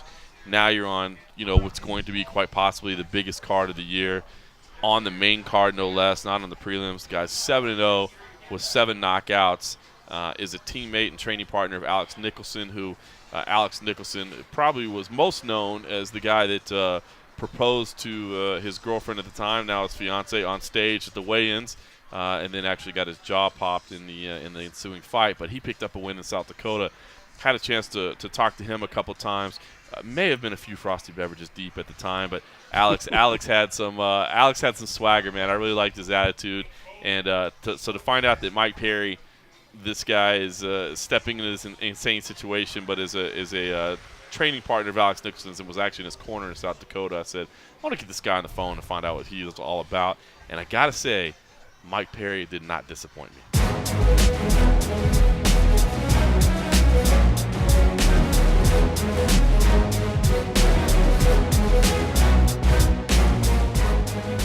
Okay, John, you're on with Mike. Mike, how you doing, sir? I'm good. How you doing, John? I'm good, man. I appreciate you taking the time today, brother. No problem. My pleasure. Well, obviously you're going to be a little bit of a mystery to some people, so I kind of wanted to go back a little bit and talk about your path just to get into MMA. It's kind of an interesting story that you have a little bit of a connection to Dan Severn, correct? Well, I never met Dan himself. I thought it was his brother, my dad's friend. My dad used to work for this guy, Dennis Severn, when I was a younger kid. And one time when my dad was having troubles, I lived with Dennis, and Dennis is a good wrestler. He taught me some things. I wrestled in Lapeer, Michigan. I only lived there with him for about 3 months, but he said his brother was Dan, but I guess I talked to Dan, actually. He got me in touch with Dan, and Dan said that they were cousins. Okay. And but Dan's a real busy guy. Like, before I got the call with the UFC, I was looking for places to go, looking for things to do, how to make it to the next level. And being 7-0 with 7 KOs, it was becoming hard to find a fight. It was becoming hard to find an opponent who was worth having a fight against. And I had everything to lose when they had everything to gain. And the paychecks weren't that great because these smaller organizations, you know what I mean? I've taken a couple winner-take-all fights just so I can make more money. And but I talked to Dan, and he said there wasn't really anything he could help me with. Apparently, he said he had got Rashad Evans into the big time, and Rashad seemed to have forgot where he came from. And Dan's busy doing wrestling, and he's in the money business of the gym, meaning I work for a gym, a UFC gym, where we have a lot of female clientele, ladies and older men as well that exercise and get in shape, and that's what he was into. So he said, he didn't know how he could help me, and I was just like, man, I was on the phone with him. I was like, if you know somebody, check out my videos. If you like what you see, make a phone call and be like, check this guy out. But I don't think he ever did that, but that's okay. Well, how frustrating is that? I mean, as a fighter, like you said, 7-0, 7 knockouts. I mean, you're everything's going the right way, and yet you're kind of getting stalled, not getting to your dream. I mean, how frustrating is that for a guy trying to make his way up the ranks? It's not frustrating at all because 7-0 is not anywhere near where I would like to be. So I just see myself in the beginning stages, and I got blessed with a phone call, man, and I've come a long way. So I'm really excited to be where I am. You know, I look at boxing a lot, and a lot of guys before they're you know in the limelight, they're like 20-something and 0. Mm-hmm. So you know that's how boxing works, and MMA moves a lot faster. But times are changing. Things need to be changed, and I'm here to change them. That's awesome. Talk about the moment you got the call. Where were you? How did it come? And how did the conversation play out? Well, really, guys, Facebook has done so much for me in my career. I think every fight has something to do with my Facebook. And I got a message from someone. I believe the guy was a manager. And he was like, did you hear there's an opening in the UFC? And I had actually just signed a contract to fight in Titan FC down in South Florida against some guy in September. And I was at the gym actually teaching class or about to teach class when I got this message. I read the message. I wrote the guy back. I said, no, I didn't hear about the opening. Please tell me more. And then he asked, you know, are you under management, da-da-da. And I was like, yes, you know, I didn't lie. I recently just got under management. I was never under management until this point in my career. Figured to get to the next level, I needed some help, someone who knew someone. So I screenshotted the Facebook message and I sent it to my manager, and I was like, what's he talking about? And my manager, Abe Kawa, first round management, was like, he just starts fighting me back real quick, and he calls me. He's like, oh, what is he talking about, August 20th? And then he calls me back and goes, who's the greatest manager in history that you know of? And I was like, no. I was like, I don't know the answer to that question, but don't mess with me, man. What's going on? And he was like, you're in, bro. August 20th. Let's do it. That's awesome. So I guess, I mean, no hesitation on your part. I mean, it was Hung Yu Lim, a guy that not at all. Was Hung Yu Lim a guy that you would watch? I mean, did you feel like you matched up with him, or it just didn't even matter? You just wanted to be in the UFC? I mean, I'm always gonna study my opponents. I don't think I've seen Hung Yu Lim fight before, live at least. I haven't seen him fight. And, I mean, it doesn't matter. Anybody in the 170-pound weight class can get it. I've been focusing on my speech after I beat this dude, what I'm going to say on the microphone. You know what I'm saying? That's an important part of it. And that's the next step in my career for, you know, where I'm going to go take that step at is what I say, who I call out after. And I don't care who it is, to be honest, but I'm going to take my time and I'm going to climb the ladder, and God's going to let it happen in the right time. I don't care who the opponent is. That's awesome. So I gather from the way you're speaking, you don't intend to take the slow ride to the top of the division. You're coming in to make an impact right away. Yeah, absolutely. That's impressive, man. Well, when you kind of see this fight play out in your head, I mean, how do you see things going? Okay, I see myself coming out and trying to get to work right away. I will be cautious. I won't be careless. I know he's tall. I know he's long. But I'm one of the best in the world at getting inside. I'm going to put my head in his chest, and I'm going to uppercut him, and I'm going to hit him with some big power punches. I'm going to hurt that body. And if he doesn't break, then I'm going to slam him on his face and get knocked out of the night. Very nice. Well, I will be looking forward to that. Did Alex Nicholson, I know you've worked with him, did he have any advice for you? I know he had a setback in his debut and then came back and looked fantastic the second time around. Did he have any advice for how to handle, you know, kind of the octagon jitters or the experience of the debut? I cornered him in his second fight, so I got to see, you know, that it's just another day in the office. That was pretty cool. And you know what I mean? This is just the beginning, so you can't – everybody's like, oh, you made it. And I'm like, no, I made it in, but it's about staying, and that's what I plan to do.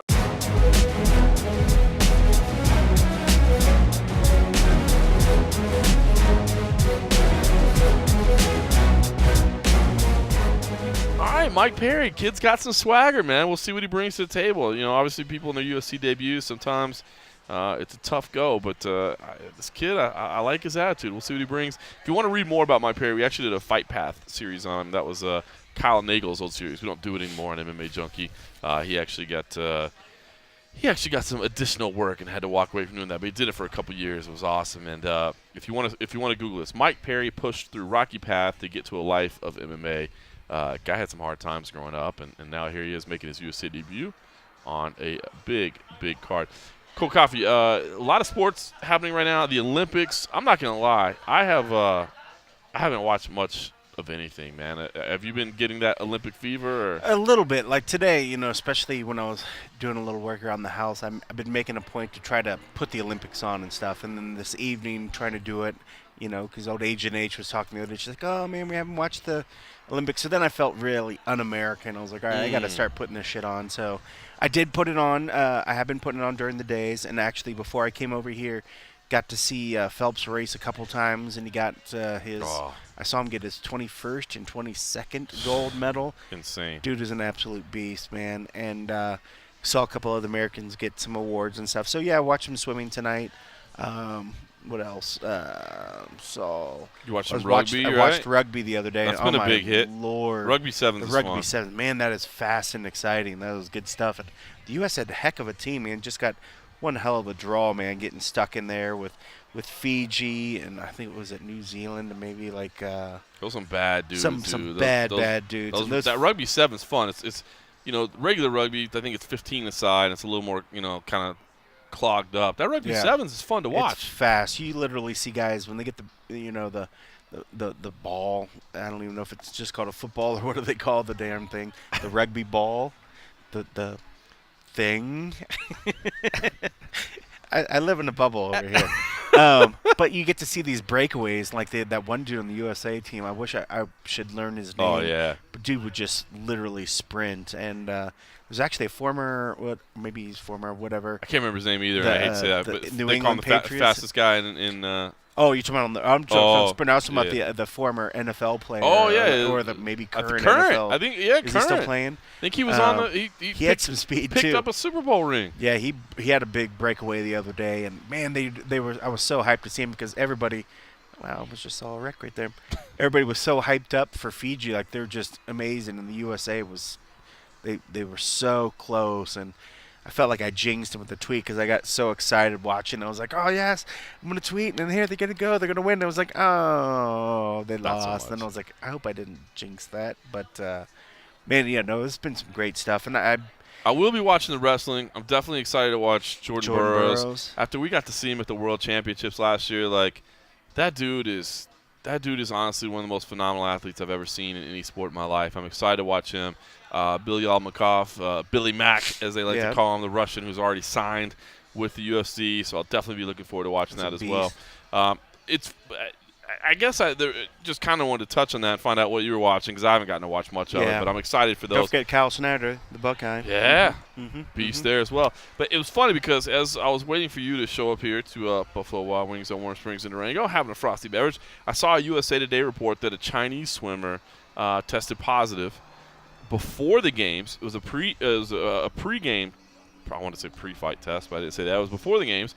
The results are just coming back, and it reminded me of the situation that came out with Ning Guang Yu earlier this week where, he actually tested positive back in May, and they're literally just announcing the results of that test now in August, and it turns out they're not going to punish him. He's not going to be suspended because the substance that he tested positive for, it's actually known, and from what I understand, he tested positive in, like, incredibly trace amounts, like just tiny. And it's been known to be in the beef over there in China where he's from and where he lives and trains. And so he won't receive any punishment.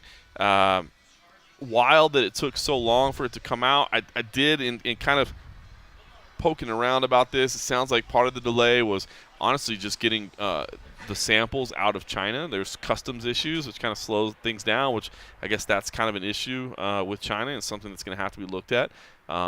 So I think this is going to be a learning experience for everybody involved. But I don't know. I found it kind of interesting, and I see both positives and negatives, but I think mostly positives that a guy did test positive, and it's not just, bam, automatic 2 years.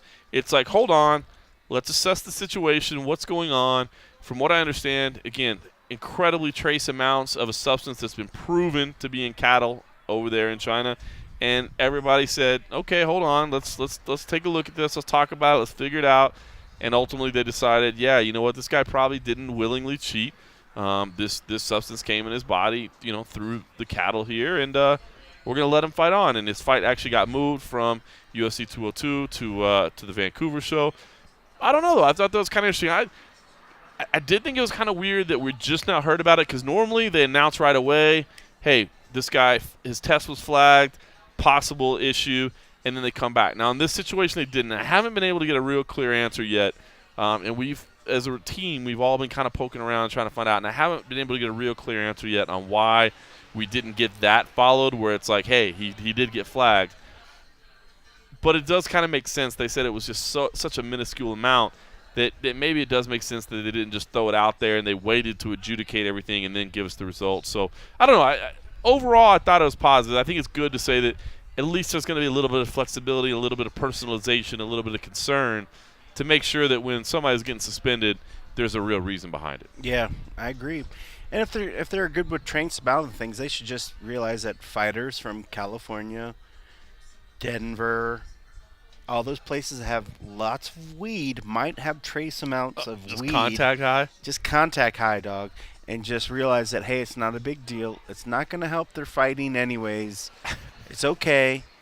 It's just weed. Just stop testing for weed. Just stop testing for weed. Right? I mean, if you can have shit and beef just because that's in his country. I'm just saying, free the weed. Free the weed. Free the weed. Chris Cyborg going to be fighting again in Brasilia, UFC Fight Night 95. That's all official now. I like it. You and I, of course, will be down there. Of course, our Brazilian correspondent, Fernando Prates, will be there as well. I'm excited. I'm telling you, I do think that Cyborg is, I would say, definitely top 10 biggest star in the UFC right now, if not top 5. Definitely top 10. Top 10, I would say. Probably around like that 7 to 8 I mean, range. well, especially a lot of people in America might think no, not true. But if you take in global, and let alone all the people outside of the U.S. that have been paying attention to her career and what she's done, easily. I mean, over there, she is absolute superstar. Oh, no question. And, it's funny. When I first met her, I think I was at least intimidated because I was thinking, I was hearing all this stuff about this fighter and just so dominant and didn't know what to expect. But she is absolutely a pleasure, a professional to interview with and to work with. And I'm always excited to watch her fight because every time she does, she always amazes me. She's just an absolute powerhouse, and she's fun to watch. And I'll be looking forward to them because she takes it in, and it's always fun to see. I mean, I was watching, when she was doing pictures and other stuff. You were seeing Brazilian fans, women, and I think I even saw a couple guys teared up as well. But I literally would see people just with joy were tearing up, and then she was taking it, and she got emotional about it as well. And it just showed me that, one, that she's a human being, even though she's an absolute superstar and such an incredible fighter, but let alone is still, down deep is just a human being that takes in all these things, and she gets caught up in as well. And every time I see that, it's hard for me to not just be like, man, that person's awesome, and kind of get it or whatever. Kind of like when you watch the Olympics, you see people have reactions to the fans and taking the moment. I watch some of the people getting their awards, they start tear up. How can you not get kind of just caught up in emotional and doing that? So it's always neat to see. So she really, really impressed me by the way that she just carries herself, how dominant she is in the sport. And she's an absolute superstar. I would definitely have to put up in the top 10 I think top 10 power. for sure. Did you see the video that came out, the documentary Saw trailer? A teeny little trailer bit of it. Boy, yeah, just the trailer. I mean, the documentary. We actually, I should say Fernando Prates, when I say we, was doing most of the checking. We don't know when exactly things going to come out. And we tried to check, and basically they just said soon, and it will be coming out. But it's on Brazil time. Yeah, it's on Brazilian time. They're like, it could be next year. Hey, my friend, it's coming. Don't worry. Why am I Italian when I'm Brazil? I don't know. Mario. Hey, what do you think, Mario? It's coming with the meatball, huh? Listen, they said it's coming, but the footage of her weight cut to get down to 140. You know what? I honestly just wish they would just quit. I guess maybe they have to make the fights at 140 because they're trying to get these bantamweights to come up and fight her. But the idea that she's ever going to make bantamweight, I just don't think it's going to happen. And I don't know. I kind of just wish they'd do the fights at 145. Just make it 145. She's Just the be done featherweight with champ it. of the world. She's the Invicta featherweight champ of the world. I mean, they're already bringing over all these fighters from Invicta. I mean, like 145. I mean, it's a good weight class for people to have the option to fight at, and you see how dominant she is. I mean, we see boxers fight at heavier weights than that, you know. And I mean, there are women out there that can make that division work. I wish they would just bite the bullet and do it and stop making her have to drew this cut because she's never going to get to 135. I don't think so, man. She shouldn't have to. Make a 145 division. I guess it's the. I don't know, man. I hate to say, like, I'm really anxious to see the documentary now. I mean, I know that sounds crazy, but you know, I think seeing that footage will maybe make people stop pushing for 135 and just go like, dude, my bad. 145 is good. I don't know. We'll see. I am pumped to see her fight again, though, man. She's something special, and I'm pretty excited about it. All right, UFC 202, Colby Covington. Colby Covington, guys. 9-1 in his career, kind of flown under the radar a little bit. 4-1 in the UFC. Did kind of work his way into a big fight with Warley Alves. Lost that fight. I kind of met him as he was starting the UFC. Was actually in Macau. He was one of the few Americans fighting on that card, so we did an interview in Macau. Then his next fight was in Uberlândia, Brazil, which was kind of a small little Brazilian town there. So interviewed him there. His next two fights were in Vegas. Vegas fight weeks are a little bit different. But I like Colby Covington. He's gotten some criticism because he's kind of a wrestler first, and that's kind of a sometimes that's criticized. People want to see more strikers. He was a roommate of John Jones at Iowa Central Community College, so he's kind of been connected to John Jones a little bit. But I like this kid, and I like his swagger. He's fighting at UFC 202 as well against Max Griffin. That'll be on the UFC Fight Pass preliminary card. And I just figured, what the hell? Let me check in with Colby Covington. Maybe not the biggest name on the card, but somebody that I enjoy talking to, and I love his attitude. And as we talked, I got to say, man, he kind of revealed some things that I found to be pretty strong, and figured I'd share that with you now.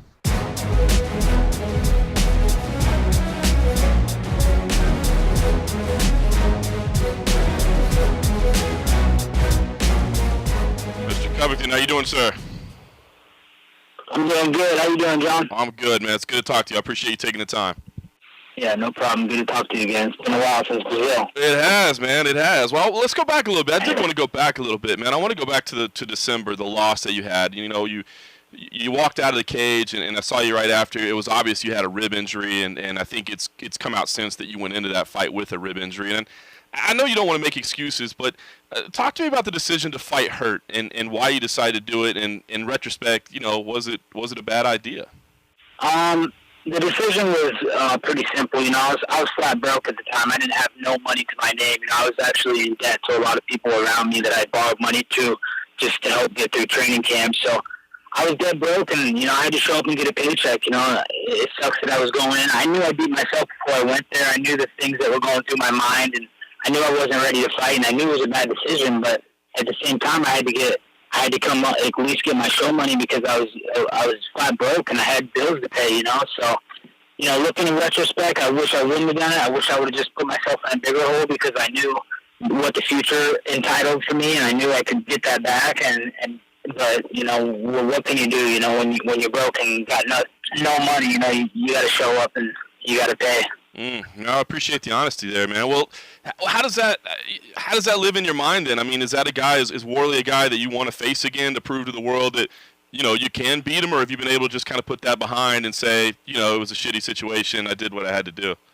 No doubt about it. You know, I want to prove to the world that, you know, he's not on the same level as me because I know in my mind, you know, he doesn't stand a chance with me when I'm 100% healthy. But at the same time, you know, he just lost, so I think the world kind of knows, you know, that he's not like a top-tier fighter, and that's what I'm looking for. I want to fight top-tier fighters, you know. I didn't get in this to fight bottom feeders like this Max Griffin. I want to fight the top of the top because I feel like I am the top of the top. So, you know, if that opportunity presents itself down the line, you know, and he gets on a win streak, I'd love the rematch, and I put my UFC contract on it that I would beat him, or I'd leave the UFC. That's how confident I am that I beat him. So that's how I feel about that. Wow. All right, well, you got back to work in June. You picked up a big win there for you, and now, 2 months later, you're already back at it again. So how did you get booked so quickly, man? It's not always easy to get fights. How did you get back in there so quick?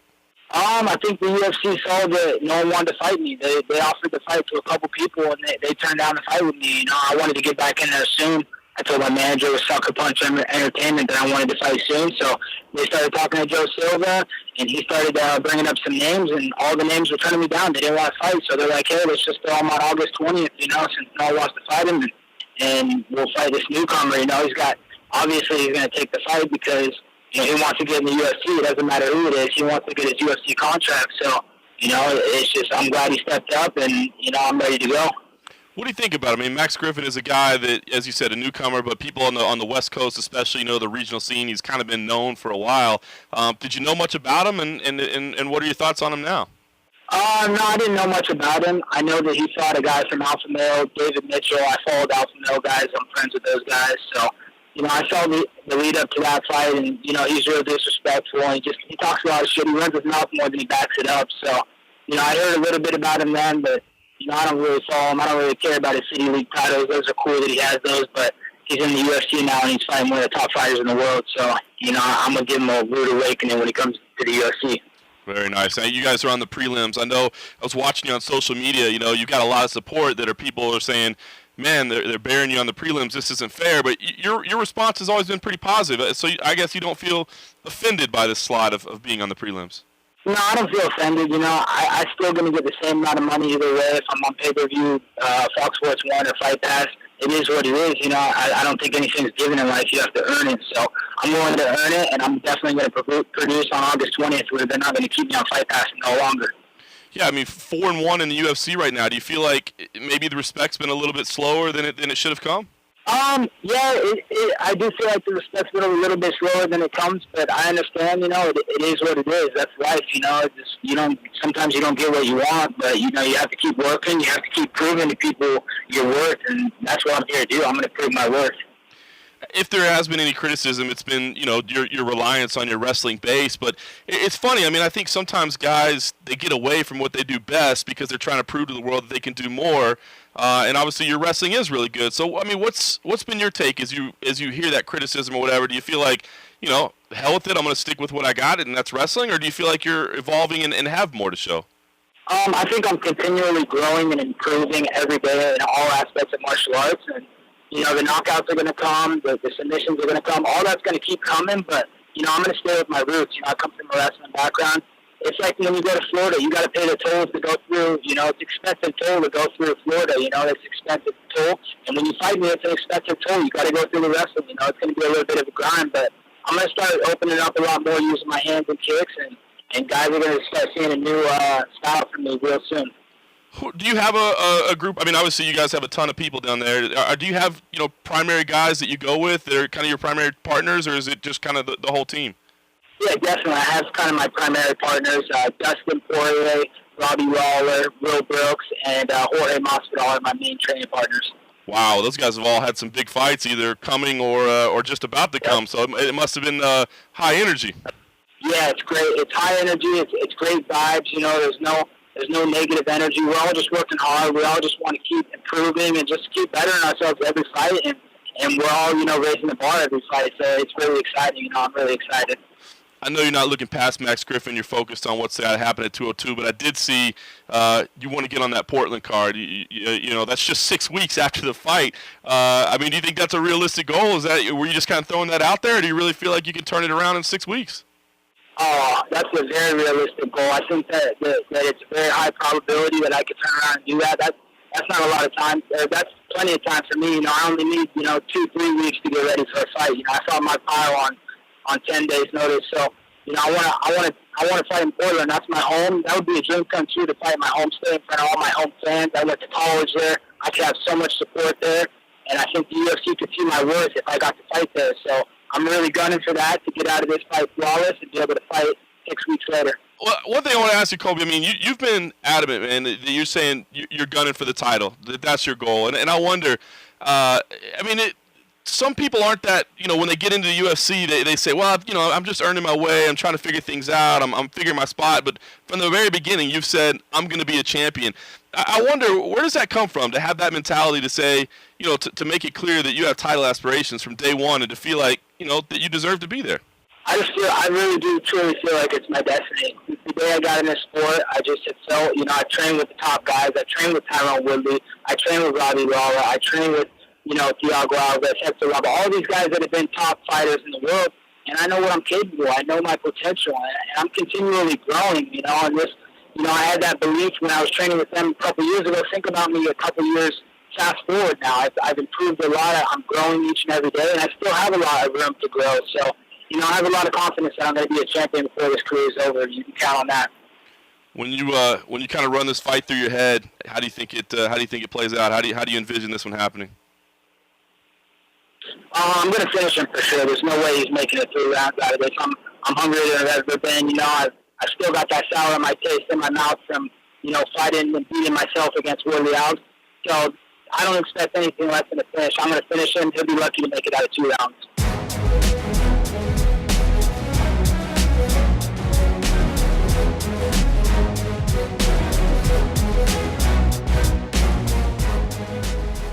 So Colby Covington, again, feels he's destined for greatness, and I just appreciate his openness and his honesty, man. I appreciate his drive, and then I appreciate him, admitting that he basically just took a fight because he needed the money. And I don't know, like, some people may say, you're making an excuse because you're talking about an injury. But, like, dude, to me, if you're willing to admit that and that type of honesty, I think that's pretty awesome stuff.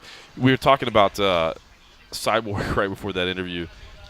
A Invicta FC champion, still the current Invicta FC champion, even though she's still fighting the UFC.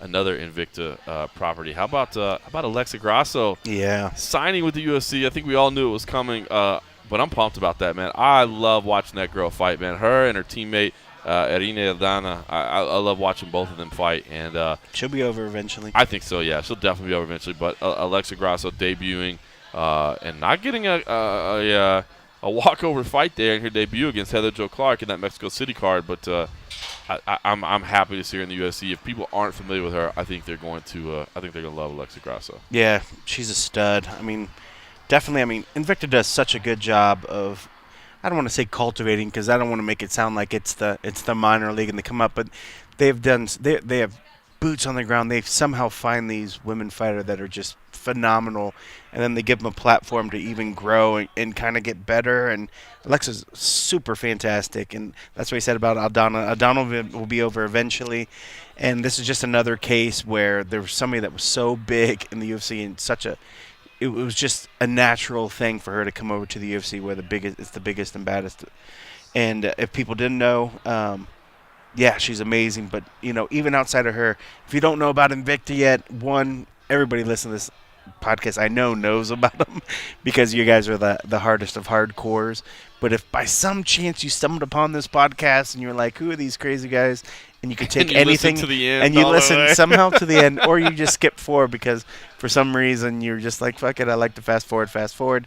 Go check out Invicta because even outside of Alexa Grasso, there are all these other amazing female fighters on there. But it's a tough spot for Invicta because they're having to give away another talent. I did see that Julie Kedzie, I think, was on Twitter saying, "Hey, we're happy, congratulations," and they are. We're happy that you fought for us. And I can blah, blah, blah. I can tell you between Julie and between Shannon Knapp as well. I mean, they really are happy for these fighters. Yeah. But it's a tough position for them because I think sometimes people think maybe they're owned by the UFC because, for instance, they do pay. The UFC does pay for Cyborg's salary when she fights under Invicta because she's been under Zuffa contract, so that they did have her available if they wanted her in these UFC fights.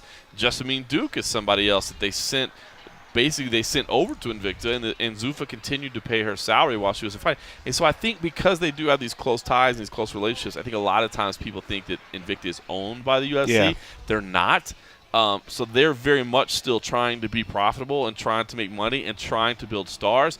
And I don't think they want the identity of being just a UFC feeder show. Like a feeder, yeah. But, I mean, essentially every organization in the world is a UFC feeder show. Yeah. I mean, they don't want to try to be in direct competition with the UFC. No. It wouldn't work. It wouldn't work. So if anything, I think they've embraced the fact that this somewhat symbiotic relationship sort of works for both of them. I mean, they're working with the UFC to make sure that their stuff gets put on the Fight Pass, which gets more eyeballs back onto it, which makes more people want to go watch the fights and brings more fighters to Invicta because they know they're going to get, more, notice, more eyeballs are going to be on them because of all this other stuff. So it definitely works both ways. But yeah, I mean, I think it's eventual where, if a fighter knows that there's a possibility of signing a contract with the kind of money that they can get from the UFC as opposed to just sticking with Invicta, out of love for the organization, because it is a good organization. Most of them are going to take it because they want to have a career in this.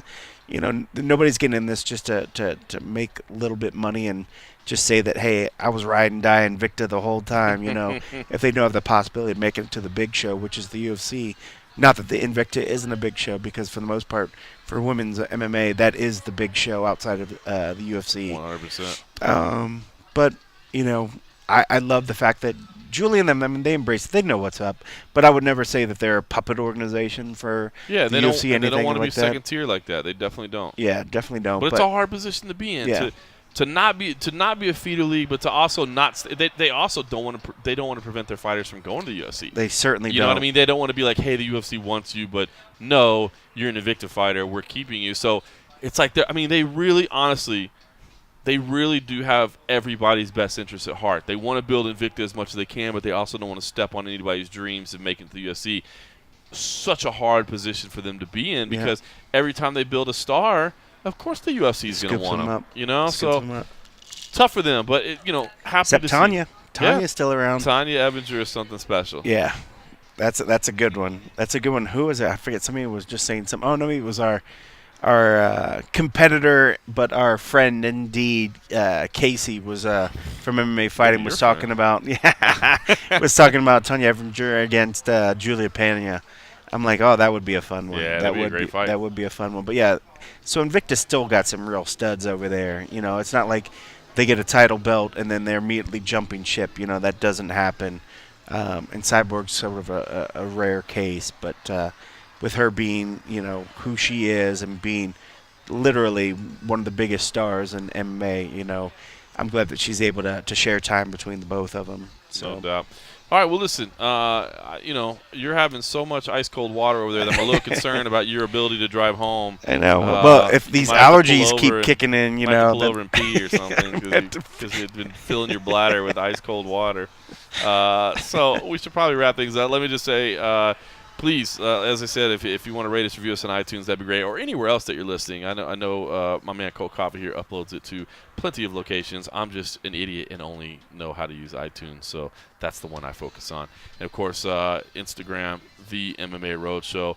Instagram's going through, like, some crazy changes right now. Like, it's basically Snapchat now. Who knows I haven't figured out what they're doing yet, but I'm an old man that doesn't get technology very well, but it seems like it's pretty cool.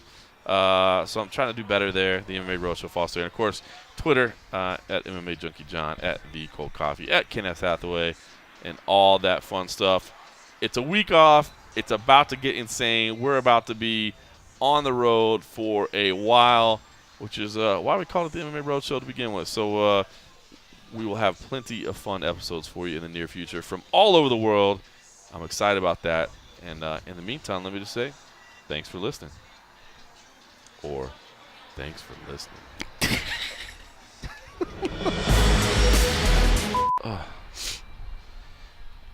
All right. I think I hurt myself. I ran into the table.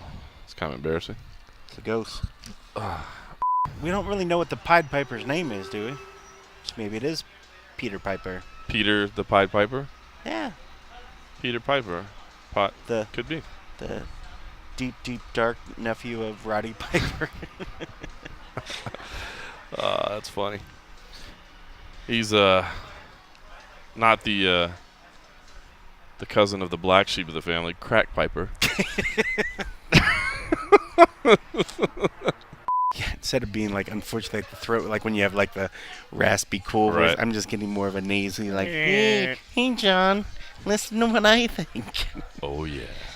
I should do a whole show like that where I'm just like, welcome to MMA Roadshow, episode number 73. Are your panties off already?